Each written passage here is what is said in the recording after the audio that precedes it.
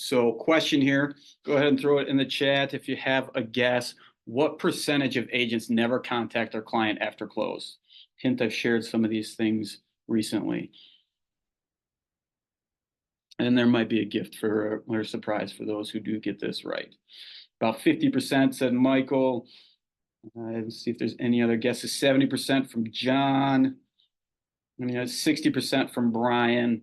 Let's take a look and see who got the closest here. So actually, statistics are showing from all of these interviews with past clients that 91% of agents never contact their client after close. That means you can be in the top 9% of all agents out there if you just talk with your clients after close. So I'll give you another chance here.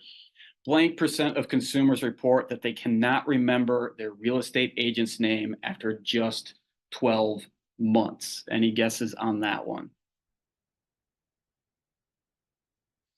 Ooh, Brian nailed it right out of the gate. Well done. That's actually 70%. Yes. And so it makes a lot of sense exactly why this particular client, they were in the same boat, could not remember their agent's name. So here's the situation. We lose customers if we force our audience to burn too many mental calories to remember and refer us. So we need to make it as easy as possible for them because our brains, they are searching for the easiest route to achieve what we want. And as soon as we put any sort of roadblock in there, it looks for another way to achieve it.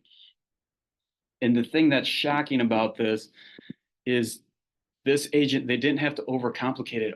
If there just would have been a few emails in this client's inbox with her name and contact information, this agent just had to be visible. And sometimes I think we overcomplicate it, thinking we really need to make sure that before we contact them or talk to them, that it's something super special or original.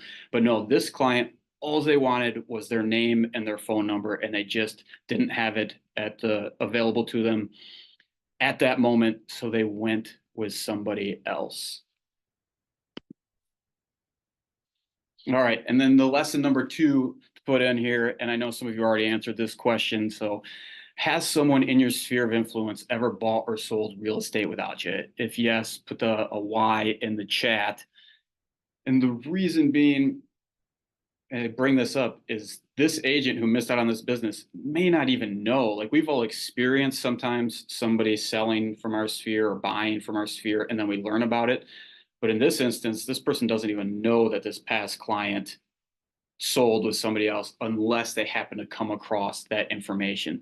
So we are missing out on more business than what we realize. In fact, some statistics say anywhere from 50 to 70%. We're missing 50 to 70% of the business in our sphere of influence. So if you want to do a quick calculation on that and say, hey, maybe it's somewhere in between just 60% of the business in your sphere, take your sales volume for the last 12 months from your sphere of influence, multiply it by 1.5, and that's the business that you could be missing if you're missing that amount from your sphere. Those numbers will shock you.